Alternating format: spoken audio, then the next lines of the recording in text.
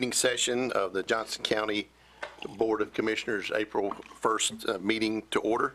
And welcome those who are here in person, another good crowd this evening, and also welcome those who are watching on our YouTube live stream or will watch it in the future. Welcome to you as well.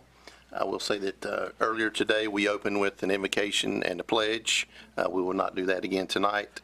Also wanted to touch on our 6 priorities. We definitely see a public safety and infrastructure emphasis tonight, but those 6 priorities are educational funding, infrastructure, financial stewardship, land use, public safety, and our county employees.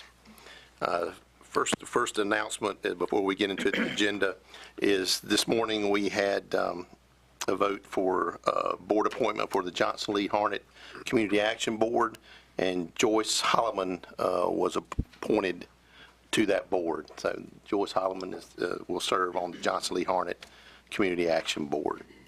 With that, we'll move on to approval of tonight's agenda. Is there any discussion or motion on that? Mr. Chairman, I'll make a motion that we approve the agenda with the exception of item number 5, rezoning conditional use request, case 23-25, to be tabled until the May 6, 2024 meeting. I second it. All right, we have a motion and a second to approve the amended agenda. All those in favor, please say aye. Aye. Any opposed, nay. Agenda is approved. That brings us to public comments. This is for items that are not on the agenda. If there's anyone here wishing to speak to the board, if you would, please come forward at this time. All right, seeing no one, and Madam Clerk, I'll double check, no emails either, okay? Then we will move on to our first public hearing of the evening, which is Public Utilities, our 2024 Capital Improvements Plan. And we have Ms. Kim Rainier to make that presentation for us. Good evening, ladies and gentlemen of the board. I appreciate you taking the time and hosting us here tonight to present the Johnston County Public Utilities 2024 CIP. CIP is short for Capital Improvement Plan. My name's Kim Rainier. I'm the engineering manager for the Utilities Department. We spent a lot of time and effort on this document. It's a thick document. We'll just go through it page by page. It'll take about 45 minutes, but I hope you'll all. And we're going to take a recess while she gets about. Bear with me. She gets about 35 minutes into it. Bear with me, and happy April Fool's Day. I'm going to go as quick as I can. This is a capital improvement plan. For us, it's much more than just a wish list of projects. It's a roadmap to get us from where we are now to where we need to be in the future, and it forms the critical part of our business plan. See if I can get this to work. There we go. But just like every good roadmap, it only works if you know where you're starting out. So we're going to start there with a little bit of background. We are the Utilities Department, where our director is here, Chandra Farmer. I'm one of the 7 managers. And then there are 110 active positions. Beyond that, though, we get support from other departments in the county and special support from Martha Lassiter in Finance Department and Jennifer Slusser, our attorney, Rick Hester, county manager, and all of you, because I know Chandra's a regular here at this meeting asking for your support and your action on our public utilities items. And that all goes to support our mission. And that's to provide the citizens of Johnston County with efficient, affordable, friendly services of water supply, wastewater collection and treatment, reclaimed water, stormwater management, sedimentation and erosion control, and buffer regulation. Now, tonight we're just going to discuss those first 3 because those are enterprise funds. The bottom 3 are regulatory in nature, and they are mostly managed as similar to the inspections department and the environmental health department. The enterprise funds, as Commissioner Smith has often said, is more like a business. And so they require a really careful business plan to manage. So this roadmap starts with us describing our existing facilities. Our main water plant is the Timothy G. Broom plant in Wilson's Mills, but we also have water purchase agreements with many of our neighbors. We have almost 2,000 miles of water lines, 16 elevated storage tanks, master meters, booster pump stations, all to move water from our plant to the customers in our service area. There are over 43,300 residential customers in our service area. There's over 1,100 commercial and institutional customers, and they are relying on us to get that water to them. We also serve many bulk water customers. Most of the towns in the county are connected to us either as a primary supply or a secondary supply or an emergency supply. Let me switch. There we go. Okay. Next. Come on. There we go. The existing wastewater treatment facility is in Smithfield. It's rated for 9.5 MGD, million gallons per day of treatment. But we also have a new wastewater treatment facility under construction that will come online this summer. And we've been in front of the board talking to you many times about our wastewater plan, and this is our path moving forward, is to move our treatment to this new 210 wastewater treatment facility. On top of that, we have 174 miles of force main and over close to 150 miles of gravity sewer, 65 wastewater pump stations to serve our 8,220 residential customers and over 500 commercial and institutional customers. But the majority of our wastewater treatment service goes to our bulk customers, the towns in the county. And they're all listed there. Then we have a small reclaimed water system. We have 1.5 million gallons of storage. And pumping capacity, and most of our customers are ag-related. We do the country club at the local farmers, the ag center, and then also the country club golf course.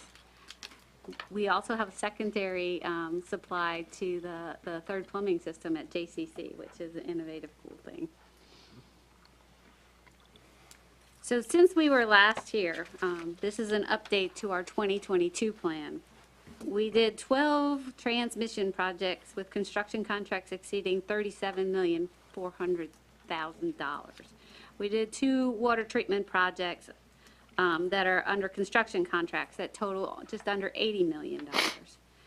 Then we had 9 sewer projects in transmission that were $38,651,000, and we have 5 wastewater treatment facility projects under construction, and that totals just over $121 million. So we haven't been bored. We got a lot going on. So that's where we are today. So now we got to figure out where we're going. Okay. So with every good trip planner, you start with your roadmap. You know where you are, and then you have to figure out where you need to be in 20 years. That's the harder part for us.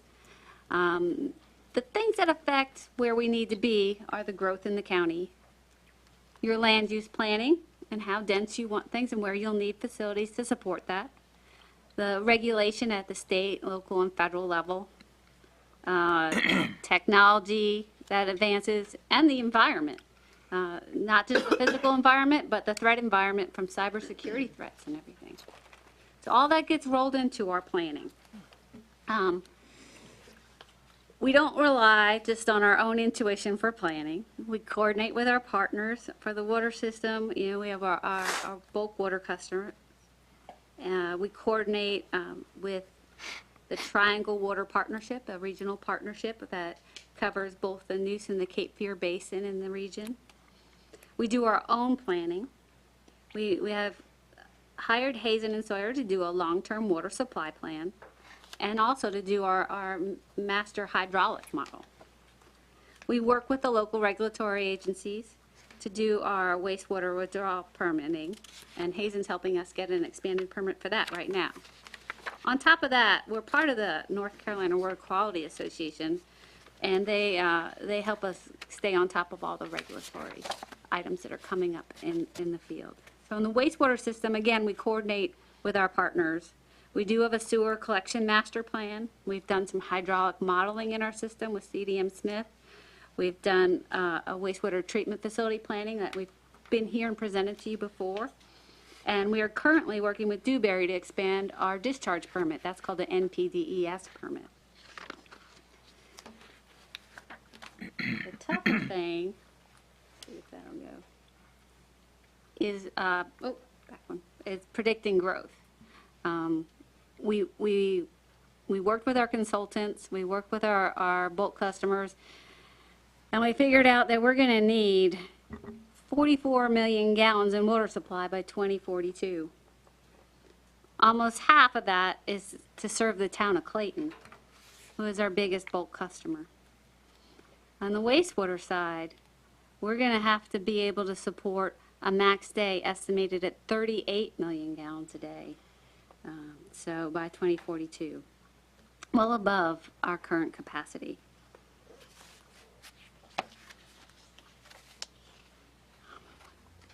So our water capacity needs are shown in this graph here. You can see that just around 2027, we're going to need more water supply to support the max day. So we have a plan for that. It's all in here. But it's growing quickly and outpacing what we can build right now. Our sewer capacity, we made a plan for, and I'm following through with that, to meet the needs over the 20-year period. And it's a series of expansions to our 210 wastewater treatment facility. So now that we know where we started and where we need to get in 20 years, we'll quickly go through what the steps that we're going to take to get there. So we have a series of proposed major water supply projects. This is something that's new since the last CIP. This is something that came out of our long-term water supply plan. We need to develop a new raw water source, storage and transmission.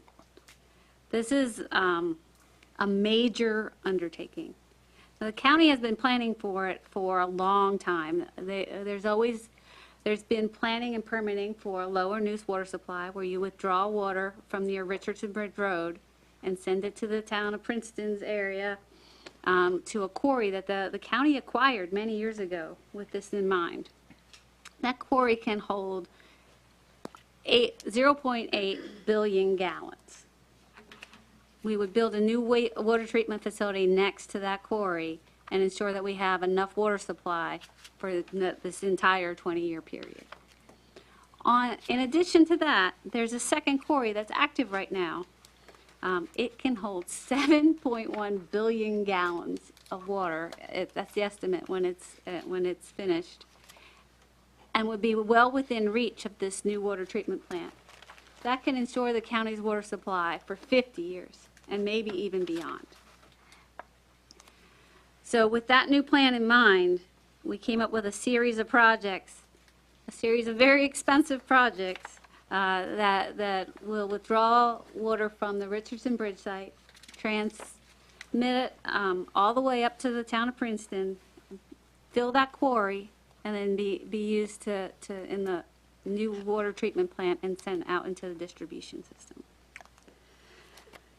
In addition to that, a short-term plan, a near-term plan, is to purchase a little more water supply from the town of Wilson. They have it available. They gave us a proposal for it, and we would do that to bridge the gap, and then also to have some resiliency, redundancy. The more connections we have, the stronger we are. So on top of that, we have to do water distribution projects. There's a whole series of them listed in there. They range from waterline projects to booster pump stations to O&M projects, and they're all within the plan.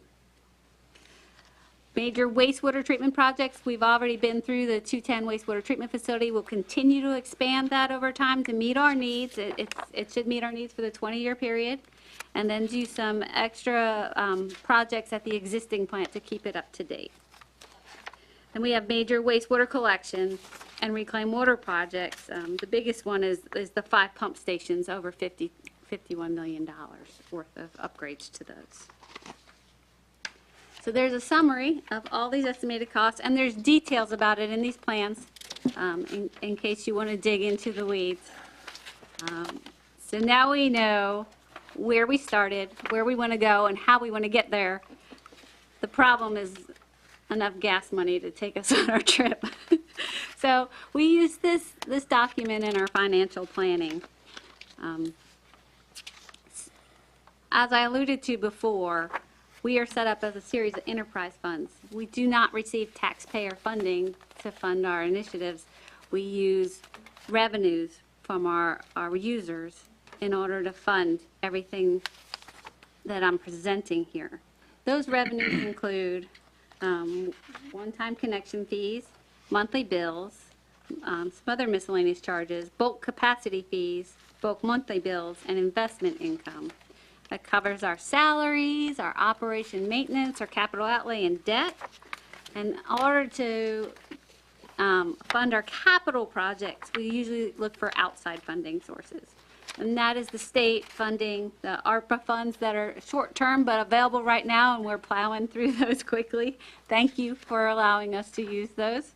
EDA funds that go along with economic development opportunities. Recently, we've been using revenue bonds. You'll be seeing us come to you for those with our next round of projects. And then direct appropriations from the state. That's a new legislative tool that's been phenomenal for the utility world. So if you have any connections and you want to support our cause, we would not mind if you spoke up and supported some of these to our state legislators. So a capital improvement plan is used in our rate setting, and particularly our SDF fees are calculated based on this plan. SDF fees are for new growth in the county. They're paid by new connections. So we try as much as we can to have growth pay for growth in this system. And then monthly bills pay for operations and maintenance moving forward.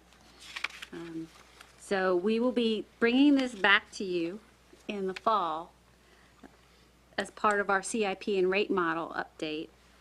In the short term, we need to adopt this CIP at the next meeting so we can use it to apply for funding in the state in the spring round of funding. That'll be due April 30th. And then also we can use this as part of our financial analysis for the revenue bonds that we hope to get issued this summer. So if you're interested in hearing even more about this fabulous plan, you can download it at this website. You can find it at our office, and it was included, our link was included with this announcement for this meeting. That's all I have for now. It was much shorter than the 45 minutes that I planned. No, just kidding. So we appreciate that, and I just want to make clear for the record that I did open the public hearing when I made my first comment, just to make sure that we got that covered. I presume that. that was in there somewhere. I'm sure if you go back and watch, it's in there. So at this time, do we have any questions for I do. Ms. Rainier? Yes, sir. A lot of citizens have asked from time to time, with all the growth we've had, especially residential growth, what about impact fees to help pay for these costs? So we might address that. I think I know what the answer is, but I want the public to hear what the answer is. Absolutely, absolutely.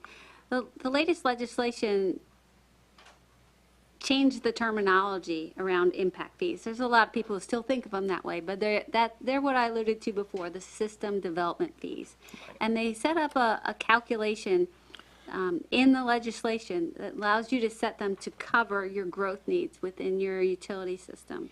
That's why we use this document in that formula, so we can have growth just pay for growth at the time that they need it. So we try our very best to do our due diligence here, so we can get that calculation correct. Is that a regulatory formula that you have to employ? Yes. And Okay. we actually hire a third-party consultant because we just really do not want to mess that one up, Right. and our system's gotten quite complicated. Thank you. All this, the manholes, the collection line, the force mains, that's all besides the towns. That none of it includes anything owned by a town. No, that's infrastructure that we operate and maintain. The towns and the county, we work together, but there's usually a dividing line at a metering point or an edge where we delineate whose responsibility it is. And so that did not include what was inside the towns. Any other questions? I'm gonna use the other 25 minutes of her 45 that she didn't use. Could you go back to the water capacity needs graph that you had? I had a couple of questions on. If you could explain maybe a little bit what those lines at the top, and that was, just to make sure we all understand what. Okay. So the three lines at the top are different scenarios for growth. And the gaps at the bottom that are solid reflect how much capacity we would need at those different scenarios. We are rolling along with scenario 2. This comes from a planning document that the town of Clayton provided to us that we incorporated into our planning, and they had many scenarios. These were the three most likely that we incorporated into our document. Okay. And so the MDD? Max daily Okay, all right. demand. And what were the other two? I know you mentioned the one that, scenario 2 was the one that, with Clayton's numbers. What are the other? They're different growth scenarios, largely centered around industrial growth and what demand that might bring to their system. Okay. And I was just going to say this, and the same thing, if you want to take a look at the sewer capacity needs, and at that, I'm assuming that's the same Yeah. thing. Okay. That is, it's a high growth, a moderate growth, and a low growth. It largely depends on the policies set by the board after your land use plan for our part of the system, but most of that is controlled by the towns as our bulk customers, and we're out of our control as long as we're contracted to meet their needs. So so what is a percentage of what our bulk customers use, either water versus what we use? So our system is complicated because not all of our bulk customers are water and sewer customers. Right. And not all of our water customers have sewer service from the county. And we're one of the most complicated ones to ferret out. On the wastewater side, close to 80% of our wastewater demand comes from our bulk customers. Okay. On the water side, I think it's more like 70. Okay, Yeah. we can get it later. Yeah.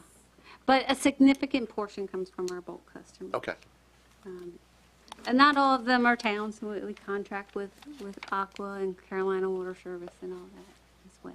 so as a board in our land use plan update, talked about moving growth towards the towns, that number is still, going to grow up. I know we've got other things out in the county we'll look at, and maybe other industries in the county, but with the towns growing, then if they continue to count on us to provide sewer treatment, wastewater treatment, then that number is still going to go up regardless of what we do in unincorporated areas.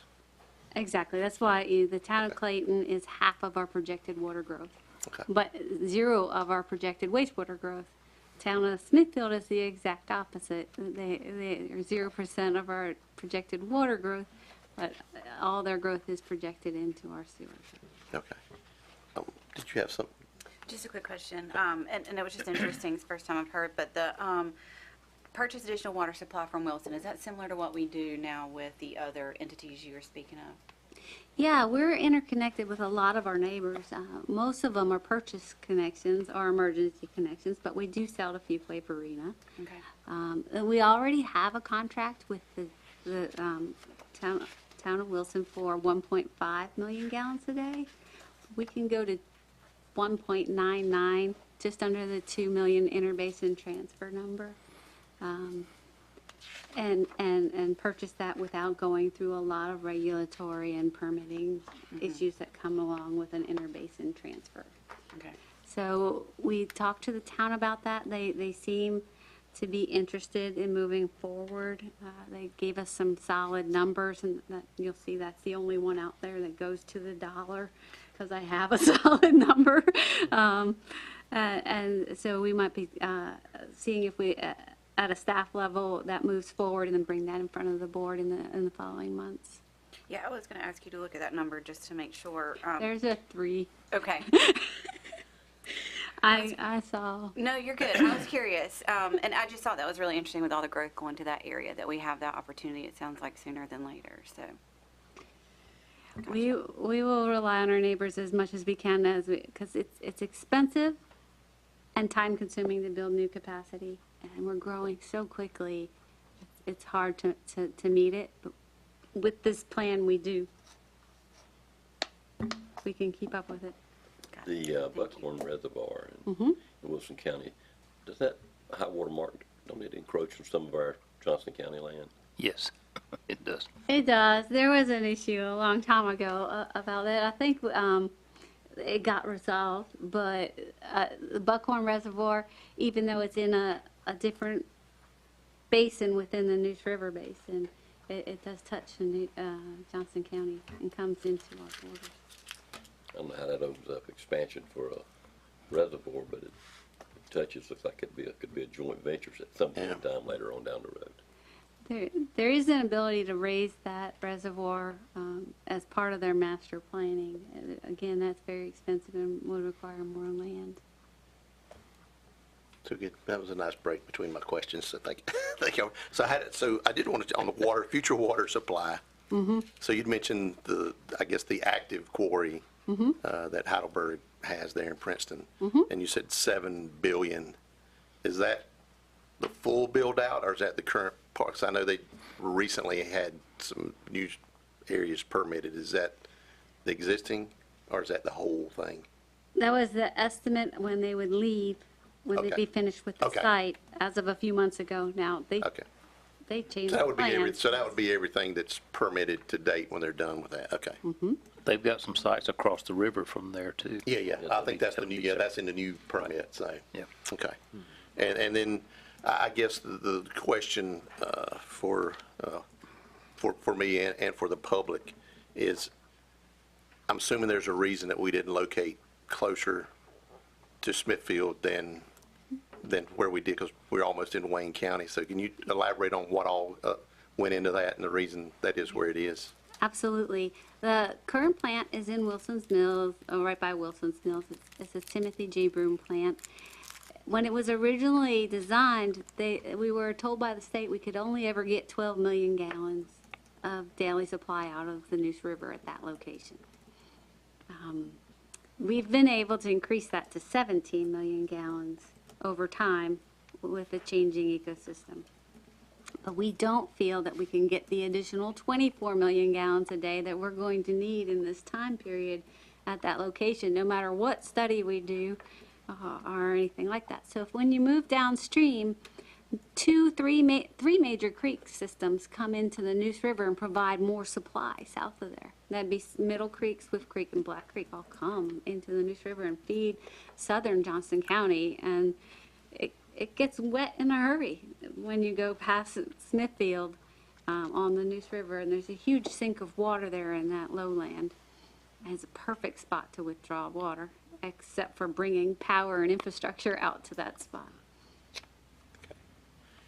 And on the project costs, and you may not know this number off the top of your head, I know the big numbers and it goes out. Yeah. Is there a average escalation that you're putting in? How are we accounting for cost increase in that? I know that's a difficult question, being in that business and trying to estimate utility projects, but just curious as to what was used in that. So a lot of these numbers are based on an average of 3 to 4% escalation. We redo this plan every 2 years, even though it's a 20-year plan, because it's such a dynamic world we're in. But 3 and 4% used to be a great number, and then we had a couple years of 12.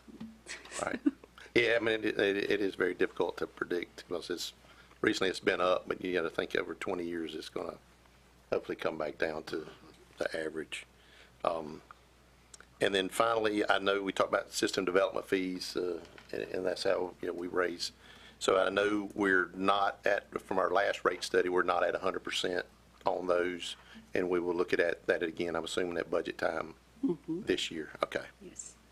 And then the final piece that the board is working on with the other 11 towns is regionalization, but that is not a quick fix to anything we're talking about here. And we do talk about the Cape Fear a lot and being maybe a long-term solution, but it is definitely not. It is definitely is a long-term solution with that interbasin transfer you mentioned. As far as they have plenty of water, but to get water, you've got to send sewer there. And I know there's future regulations that are likely to be out there that we're not sure what that's going to be, but I know that is one thing that we've seen. We've had good conversations with towns on. Let's look at it, kind of a Johnston County regionalization concept before we jump county lines. And the Cape Fear is considered in our planning. As far as that kind of growth curve that you saw on the water supply side, we didn't feel like we could get that done in time. I agree with that. We have this tremendous opportunity to meet 50 years of water supply need right there in Princeton. So it's an expensive project, but it sets the county up well to steer its own ship for a long time and actually be a resource for others during drought. And that's part of what they're looking at with the Triangle Water Partnership long-term water supply plan for the region. Is who has water where and how would we move it in times of need. So is that part of the study that DEQ has out there now, or is that it's different? Separate, but there is another study DEQ has that's focusing on the economic impacts of water and sewer availability in this region. Is that 4 counties that? And is Johnston one, or is it Harnett, and then we're tied into? Johnston is one of the counties. Okay. We've been providing information for the study, but we only got a brief synopsis of what they're going for. Okay. We're looking forward to see what comes out of it. Okay. All right. Well, thank you for Kim, yielding to 20 minutes, the rest of the 20 minutes of your I got one question. presentation. Sure. When we design, our biggest problem now is transmission, getting product to the treatment plant. When we design a project, does the state allow us now, I know one time they didn't, but I understand they've changed their policy, but do they allow us to upsize the force main as long as we maintain sky velocity in that line? That's the trouble with force mains is just scour velocity. We try and build the biggest thing we can and still get 2 feet per second through the line so it doesn't get clogged up. That's how we've been rolling. The state will allow that. They will. But it's not enough for the growth curve we're on. You'll be building another force main once it gets over 6 or what's the 7 problem. feet All per of that. second, and the pressure gets too high for the pipe or it's too expensive to pump. So we've been planning that out, and for us, the big problem is we had a big force main and not a lot of growth, and we let other people tie onto it, and now there's growth on all the branches, and it makes the system very complicated. It's like a clogged up highway. You let too many on-ramps on. So we're unclogging some of that, building separate alternate routes, and you'll see some of that. A US 70 business probably has 3 to 4 force mains in sections now. It's just like the highway system. You got to build another lane here and there. Any other questions, comments? All right. And is there anyone, if there's anyone in the audience who wishes to come forward and speak, if you would state your name, and I'd said your address earlier, but a town or township was perfectly fine for that. So if there's anyone else wishing to come forward on this, please do so now. Seeing no one running for the podium. Any final questions, comments by the board? I think they put a lot of work in this. It's a lot of hard work. You don't realize how much work they've had to do to get us to this point. And I realize they have to update it every 2 years. And we asked about a lot of hard questions about what did they figure in for inflation and whatever. But there's really not a magic number that they can pull from anywhere and do that, but I think they've done a phenomenal job, and I really like to commend them on it. I agree.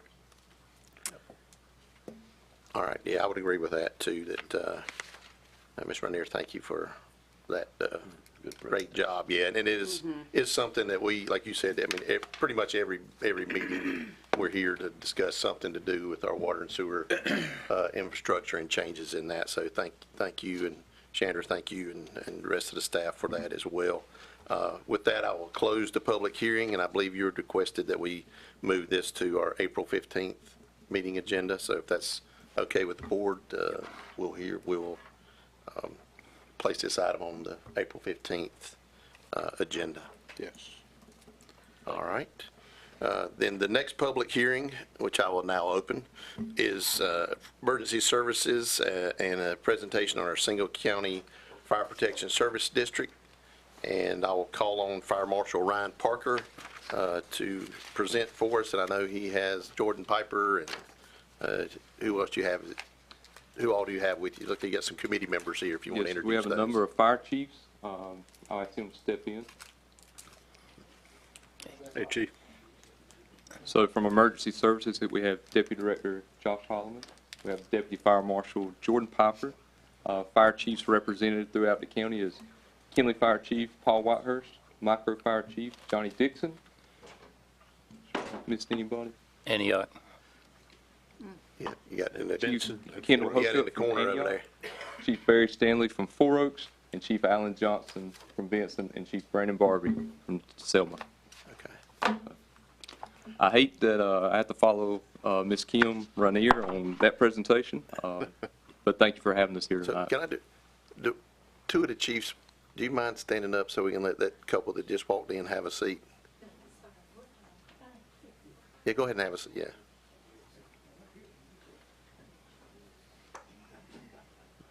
That's very Johnston County, I think. Yeah, thank y'all for doing that. All right, go ahead.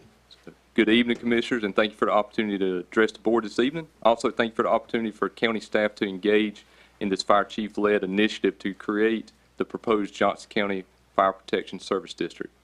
This opportunity was provided by the late Commissioner Tony Brazel, and I do wish he could be here tonight to join us on this leg of this adventure. As you are well aware, for approximately 2 years, Johnston County staff and representatives of the Johnston County Fire Chiefs have worked together collaboratively as the Johnston County Fire Service Committee. This committee has been developing a plan to establish a single fire service district in place of the current 26 fire service districts that currently fund the fire departments of Johnston County.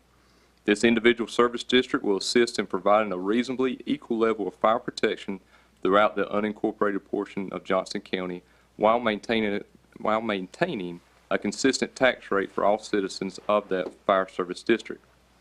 It has been a priority of the Johnston County Fire Service Committee to maintain transparency throughout this process and to gain input from other fire service leaders throughout our county. I'm proud to say that under the proposed Johnston County Fire Protection Service District model, fire departments will continue to serve their communities just as they have faithfully and selflessly done so in the past. Our departments will continue to maintain their contracts and their identities while serving the people who live, work, play, and fellowship in Johnston County. If I can offer any clarification or provide any insight, I'd be happy to do so. Vice Chairman Harris, do you have any questions, comments? That's right. I do have a few comments. I first want to say that I appreciate the initiative that's been led by the fire chiefs. I mean, this has been a tremendous effort that we've gone through over the last year or so, a couple of years probably. And I think we're in a good spot. And, one thing that was very, very clear to us is that while the fire departments in this county are tremendous and do an extraordinary job, I don't know that we can continue to operate the way we've always operated funding-wise. And so I think there had to be some type of mechanism to allow these departments to get additional funding and to continue to provide the extraordinary service that they do. And so I think that's what's brought us to this point today, and I commend all those who have been involved in it and worked so hard to get us there. And I appreciate the opportunity to be a part of it. So thank you, sir. Any other I have questions? a Yes, sir. question, Mr. Chairman, and I ask this for the edification of the general public. I live within the micro fire district, and so tell me, how's this going to change my fire department? So under this model, this will allow access to funds to be distributed more equitably amongst the fire departments. In the future, they will be able to submit a needs-based budget and not just confined to what is generated within their service district. So the services that Micro desires to provide, we'll be able to more equitably fund those throughout the county, not just the fire district of Micro, but all around the county. And we'll be able to project those needs in the future based on this funding model and be able to prepare for those upcoming needs where we see trends of growth, call demand, and things of that nature. So Chief Dixon, his firemen still going to have a better life, if you will. Absolutely. All righty. Yeah, and I did just, kind of, too, want to clarify the names on the side of the trucks aren't Absolutely. changing. No, sir. The Everything. people responding It's going to be are the not same. going to change. Same people who have been coming faithfully throughout the years. It's going to be the same fire departments, same trucks, same names. Well, that's never been a desire of this committee to take anything away from the fire departments. We just want to build them up and provide an even better level of service than what they've already been providing. We just want to equip them more than what we've been able to do so in the past. And I think that was the thoughts behind the board, and I'll give Commissioner Braswell, credit for thinking in those terms that wherever you were in the county, we wanted, when you called 911 and needed fire services, we wanted some minimum standard to expect that you would get similar service all over the county, regardless if you were in Clayton or if you were in Bentonville or Antioch or wherever you were. So I think that was the overall safety of this board of concern was for safety was part of this board's reason for looking at options. And again, to the chiefs and our emergency services staff who spent hours and hours working on this and talking to other counties about how they administered programs. I think this is definitely a step in the right directions. And if anything, I think those folks who are in the more rural districts will be able to notice that improvement under this plan. Any other comments from the board? I again just want to echo what you said about all the chiefs getting together and creating such an equitable program for the safety of all the citizens of Johnston County and banding together in that way. I think it was really important. Yeah, I will say, and I appreciate the fact that we only have 7 up here to try to get to agree on something, but if the fact that 23, I know all 23, I think, signed on for the plan is downright amazing that 23 folks can agree to anything. Like I said, we have a hard time with 7, so appreciate that part of it as well. All right, if not, I will now move on. Is anyone in the audience who wishes to speak to this? If you would come forward and then state your name and your town or township, and remember to stay near the microphone for us. My name is Anthony Harris. I'm from the Meadow Township, 1 mile from the Sampson County line. The way I read this, it says Fire Protection Service District proposed to be abolished. John Q. Public thinks you're going to do away with each one of these fire districts here. So I don't know which it is. All I've heard is that you're wanting to make sure the money's distributed equally, and I can see that for what's needed. A lot of people that I've talked to is worried about response times. If my Meadow Fire Department was done away with, I'd hate to see somebody driving all the way from Smithfield to come all the way to 1 mile from Sampson County. Yeah, so That's the way this is written. So I would agree with you that abolish was probably not our best choice in words, but Okay. as you've heard here stated tonight, there's not going to be any change in Okay. where the fire departments are. So the fire Meadow's trucks. going to have a fire department. If there's Bentonville's one going to now- have if there's one. there now, it's gonna Micro's be going to there. have one. Yes, sir. Okay. The way this was written in that flyer that was sent during the time we were getting all those election flyers, most people were chunking. Yeah. That's why there's nobody here. Yes, sir. I think we realize that, and then, if we had a chance to do something different, we probably I've wouldn't got more on apologize here, for but I that. think you've covered it now. Okay, Thank you. So, all right. y'all not closing up on us? Okay, Thank you. thank you. Thank you, Mr. Harris. All right. Yes, ma'am. Name and town or township, please. Hi, my name is Teresa Schulman. I live in Clayton, and I am served currently by the Claytex Fire District. I'm here today because I have a lot of questions. The document that you guys finally got online, thank you so much for that. I was the person that emailed about that. I remember that email, I think, yeah. Yes, that it was a little vague for my liking. The facts that you stated were that we currently have 26 fire districts served by 28 contracted fire departments, that it is impractical and prohibitive to provide fire services on the countywide basis due to the geographical size of our county and our population growth, and that you believe a new singular district would ensure a reasonably equal service for all Johnston County citizens within this new fire district. An additional service tax will be levied for each property owner in this new fire district that would be well under the $1.50 maximum that is statutorily defined in Section 160A-209D of North Carolina's code. Right now, my tax rate in Claytex Fire District is an additional 15 cents per $100 for a total of 84 cents per $100. And it also stated you will use a contracted provider to oversee this new, larger fire district once it's consolidated and reallocated. So I have a few questions. My first question is, do you have an idea of what the new proposed service district tax would be for each resident within this district? We are still working on that at this point. I don't know what that, we don't have a number. You don't have a number. Do you have an idea of how you plan to calculate that number? I'm sure somebody, in it's not, I do not, but we have staff who have that. I don't know what that, how complicated that is, but they are working on it. Okay. My second question regards the definition of reasonably equal level of service in the new district. Will this new tax be used to expand our fire protection services, such as increased fire stations, more personnel, add fire hydrants into underserved unincorporated areas such as mine? I don't have fire hydrants.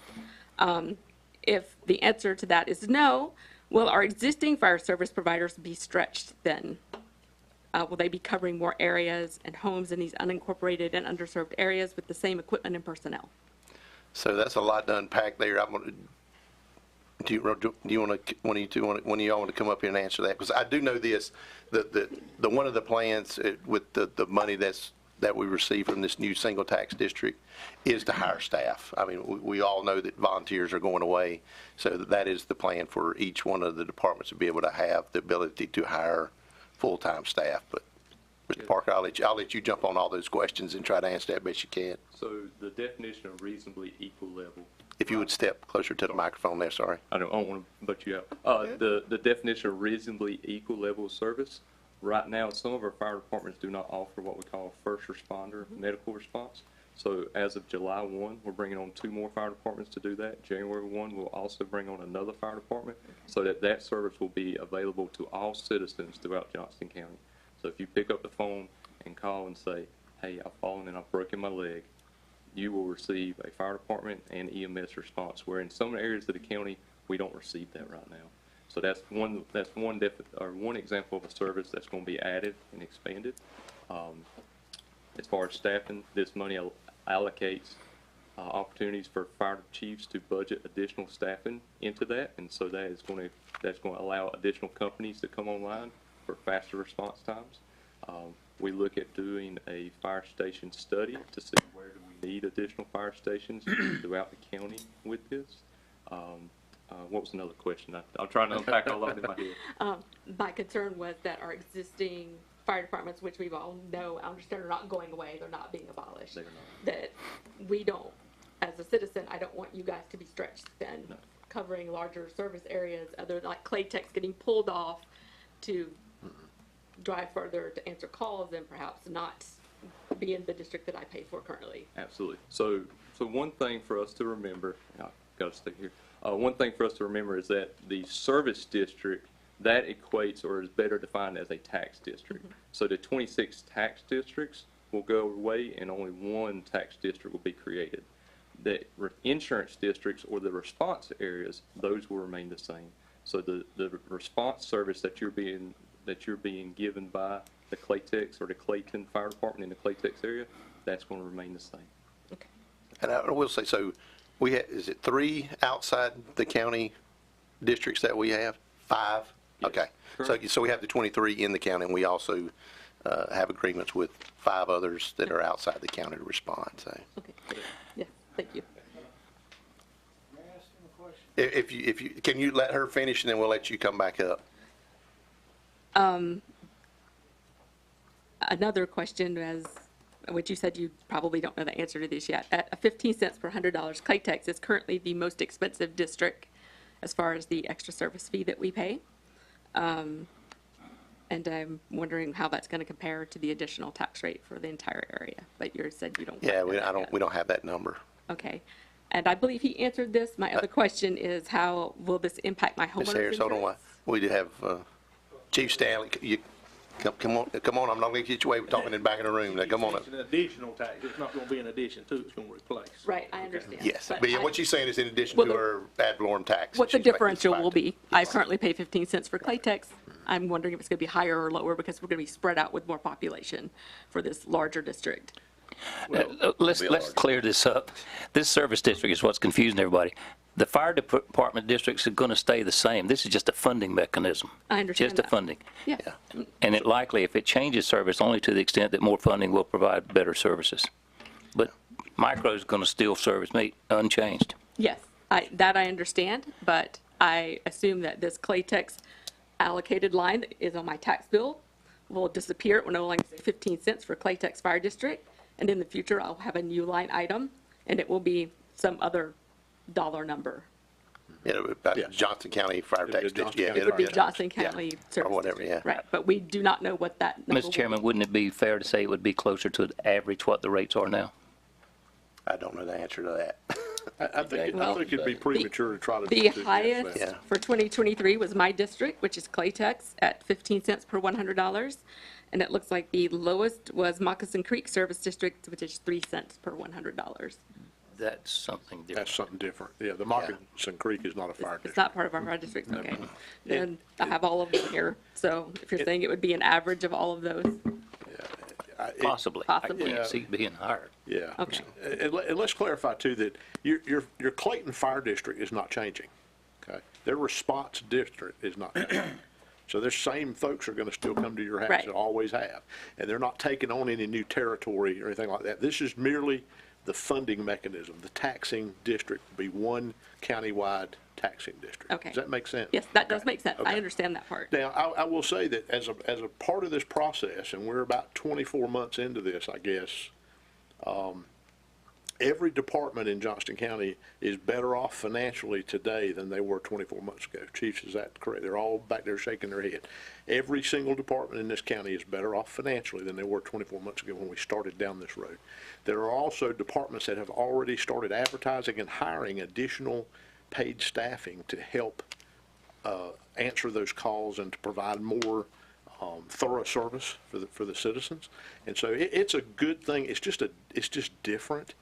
And I know change is always challenging, but the fire departments, we have no desire to take away from anything. You know, micro fire department's always going to be micro fire department. Clayton and Smithfield, and there's a lot of heritage and history, and we respect that and appreciate everything that the fire departments do. They're phenomenal. We have great service in this county.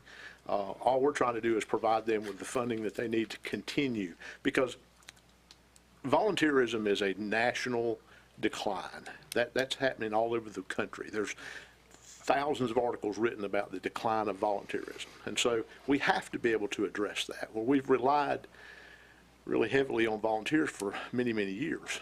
We have to gear ourselves going into the future. Volunteers will always be welcome in the fire service, I believe, in this county. Most of the chiefs are back there shaking their heads to that as well.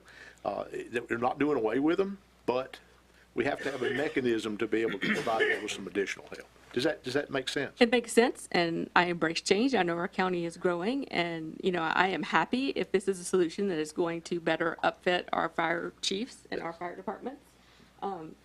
You have a lot more people to cover and protect. So I am in favor of that. I want to make that very clear. I'm not opposed to this change. I just would like to understand, as I'm sure my fellow people who currently pay our own little individual fire district tax, Yeah. like, what is our financial impact going to be Right. ultimately? And I know living in a fire district in a rural area can also affect your homeowner's insurance rates. So what I've heard is my insurance area is not changing, so my homeowners should not change. Okay, great. Those were all of my questions. One thing I heard her say is, and it seemed like a little confusion, is we have always contracted with our fire departments. We're not starting a new policy of contracting. When it said that we would contract with other, we've always done that. Right. Oh, yeah, I did have one more question. The document provided said there will be a contracted provider who will oversee the new district as a whole. So is there going to be one contract provider that's going to manage I don't know what that is. this new Emergency fire- services. Yeah. emergency Yeah. services? Okay. Yeah. Johnston County Emergency Services, our fire marshal back here, and they have staff members on staff that will help administer the program and help with the collection and the dispersion of the funding to each department. And as part of this process, the departments will eventually submit a budget, just like any other county department would, and receive their funding accordingly. It also allows us to provide for future funding. The cost of fire apparatus and equipment has gone so dramatically out of sight that we have to have a plan in place to be able to replace those. This will give us an opportunity to get things on a replacement schedule. The other really bright part of this is that we will take the county as a whole and do a station study. And so that it won't matter who wants to put a station where. It's where is a station needed. Right. Where's it going to provide the most benefit to the citizens, which is really what it's all about, is benefiting the citizens. Does that help? That does help. Okay. Being in the Population Growth Center in Clayton, I understand how that will work. So I do appreciate your time. Sure. And I appreciate everyone answering my questions. And I appreciate our fire chiefs being here to answer my questions. Great. And have a good day. Thank you. All right, for thank being you, here. Ms. Shulman. Sure. All right, Mr. Harris, before I come to you, I want to see if there's anybody else that has any questions that hasn't had a chance to come up to speak. Come on I don't up. have any questions, but I want to Chief. speak. Would you state your name, sir? Barry Stanley, Fort Oaks, also the fire chief in Fort Oaks. But Chris was supposed to be here tonight to speak, but he had something come up at the last minute, so I've only had a little over 2 years to prepare for this. But I want to start where we started at, and it was fire study. So, and it identified these needs that we're talking about. So, at the time, Commissioner Tony Brazel, fire commissioner, he put a committee together and challenged us to come up with the ways to solve these issues, did the study. And we went around, we met with other counties, other fire chiefs. We put a lot of time into it. Fire chiefs and the county staff all together. And Commissioner Harris mentioned that the departments are already getting funded, and that was in a phase. We had that designed in phases. They hit a minimum budget first year, then all the departments got money the current year that we're in. And so you're seeing departments that's never had any paid staff, they've got paid staff now. If not, they're working toward it. And that makes a huge difference, when you're depending on somebody during the day, then you don't know if the call's gonna get answered. But we went around, met with all the fire chiefs, and to have 100% buy-in, I mean, that's, Commissioner Harris also, he's Chief Harris to us, but he can tell you if we'd have tried this 15 years ago, it wouldn't have worked. But when we started, I think Fire Marshal office come up with the mission statement of let's do what's best for the citizens of Johnston County. Anytime we hit a little snag or whatever, we go back to that, and it makes it easy to make decisions when you got that at the forefront of what you're doing.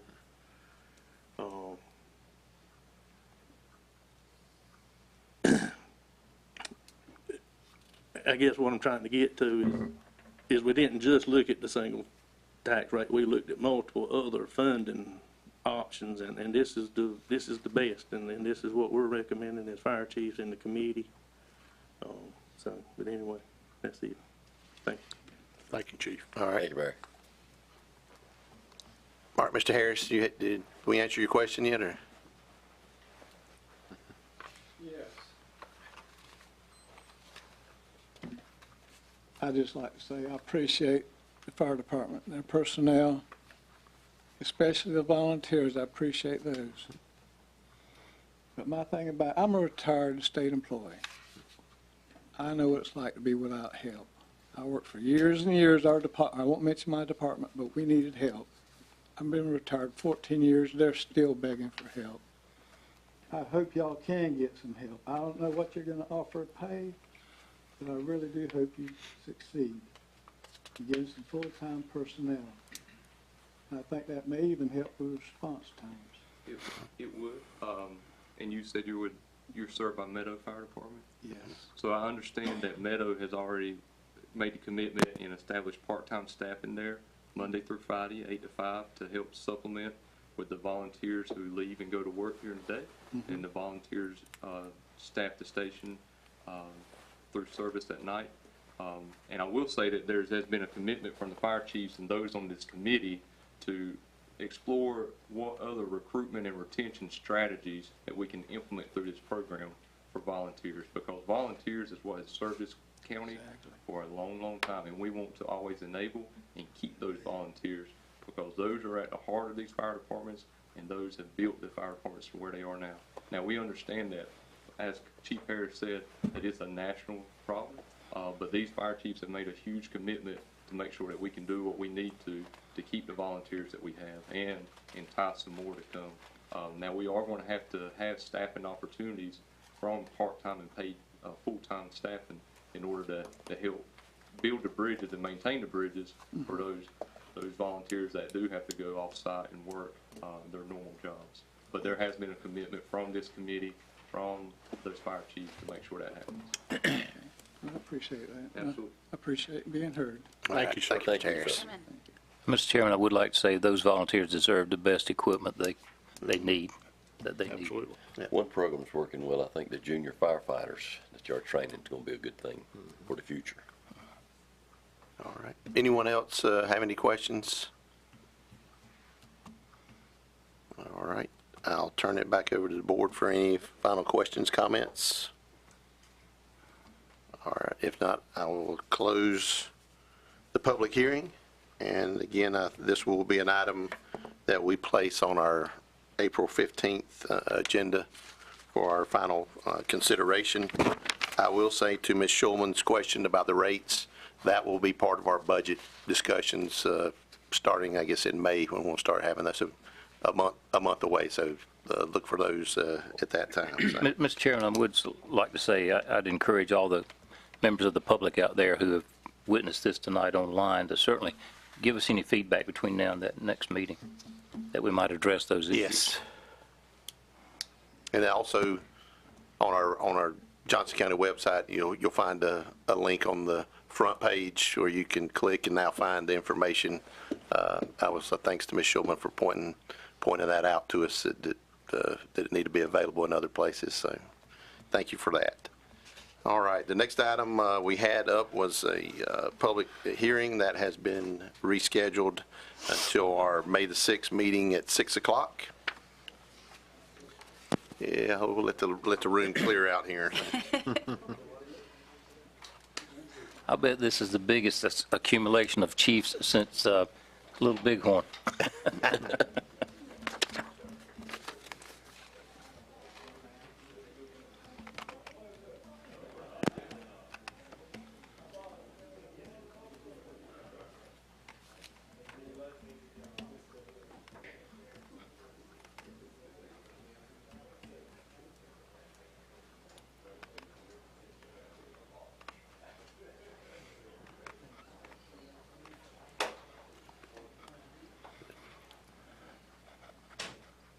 All right, the next item up is a resolution adopting a statement of consistency for approval for case 24-03, which was heard at our March 4th meeting. And I'll just say this is to tidy up some of the language in that. Do we have somebody going to present on that, or we just need, I know we've already made the motion, but do we just need to adopt? Okay. Yeah, as I understood it, what was furnished in our packet last time was only the negative statement of consistency. So I move that we adopt what's been furnished to us now to make that case complete. Second. All right, we have a motion and a second. Any other discussion? All those in favor of adopting resolution statement of consistency for case 2403, please say aye. Aye. Any opposed? Nay? All right, then yeah, I thought you were helping me say nay. You were voting, you'd already I voted. was. Okay, just making sure that didn't go down on the record that way. So it was unanimous. Next up, we have manager reports and comments. All right, Ms. Slusser.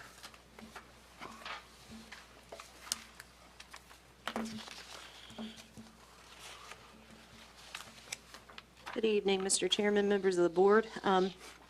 We have had an opportunity present itself to us to acquire some property that is in, well, adjacent to the Johnston County landfill. And so we wanted to present that opportunity to you tonight. I've put at your seats some proposed contract documents. These properties, the first one that I want to tell you about is it's tax ID number 15I09001A. These properties are located on County Home Road, and the address of this property is 299 County Home Road. And it is our recommendation that we acquire this parcel. The purchase price is $165,000. The due diligence fee is $5,000. And we believe that it is important to get this property because of its strategic location to the Johnston County landfill. The second property that is available is adjacent to the property that I just told you about, and the proposed purchase price on that is $150,000. And that site address is 285 County Home Road. And again, because of the strategic location of these properties, we would like to move forward. They're approximately an acre apiece, but if the board is so inclined, we respectfully request that you approve these offers to purchase and contracts. This opportunity came up somewhat suddenly. They went on the market. We heard that they were on the market, and we started looking at them, and we believe that it would be in the county's best interest to move forward to acquire these properties. Mr. Chairman, to get the matter on the floor, I make a motion that we acquire both of these two properties. Second. All right, we have a motion and a second. Any other discussion? Yes, sir. You know, I worry sometimes. Well, sometimes I worry that there's nothing too expensive for us to acquire. Noting that this property had not been identified internally as something that we needed or wanted, but it did just happen to be approached to us just because of the proximity. But when we look at acquiring a residential property, having to raise that property, pay for that, we're probably looking somewhere towards $200,000 per acre. And I just think that's prohibitive, so I cannot support it. I don't think it's in the best interest of the taxpayer. All right, any other discussion? All right, we have a motion to proceed with the purchase of the two properties identified. All those in favor, please say aye. Aye. Any opposed, nay? Nay. All right, motion approved. Any other comments? Well, I don't have a 6-to-1 tonight, it's just 5-to-1. Yep. And I don't mean to be obstructive. In fact, I told my wife today, just generally speaking, nothing in particular about this. I said, sometimes I wonder if I lack vision. But my vision is tempered by the price tag. Yeah, I don't think I it's, understand. yeah, I don't think it's that, Commissioner Godwin, as much as, you know, just from my point of view, when I look back, I see, and I think we can all agree, there's places around the county that we can look back and say, man, if we'd have had an opportunity then, Yes. it would have saved us in the long run. Imagine, you know, what properties could be worth 10 years from now, and then we realize we need it versus, moving forward now when it's ready and available versus, some other tracts of land we're trying to acquire that aren't even available because we already need them. So that was my reasoning. I agree. All right, next up, we have board and reports and comments. Commissioner Smith, I'm going to start with your end. I'm this evening. good. Commissioner Stevens, No, sir, I'm good, thank you. Commissioner Godwin, I'm good. I'm good. and I'm good too. And we have no need for a closed Mr. session. Chairman, I'm sorry, I would like to say one thing. Oh, no, we can't go back. We had a show of committed people here tonight. These fire chiefs come from all across the county, and other interested people came in to voice their concerns or show their support. And I really appreciate that. It does show the level of volunteerism that these fire departments have within themselves, and that's great. And the least we can do through this funding mechanism is to support those volunteers. So, Okay. And since you backed up, I'm going to back up a little bit and also say that, with the public comment or the input we received, particularly from Ms. Schulman in this case, I think others have made comments. I think we have learned and will probably do a better job of making sure we communicate next time and things are a little more clear. What was clear to us, because we've been talking about it for 2 years, is not always clear to the public when we put the information out there. So, but I do appreciate good point. the fact that public's providing information, and despite what many may think, we do listen to concerns of the public. So. Mr. Chairman, it may be worth, again, reminding people of the video that you and Rick shot. Their county manager shot. I feel like that did a great job of speaking on what it was instead of us using all the verbiage that tends to be in government. Yep. So if you go to the county website on the front, the link, it'll take you right to a video starring the county manager and the chairman and Chief Ellington. There'll be no It'll be, pyramid. yeah, I was going to say, the revenues generated by that will buy you nothing. So there we go. All right, do I hear a motion to adjourn? So moved. Second. All in favor, please say aye. Aye. We are adjourned.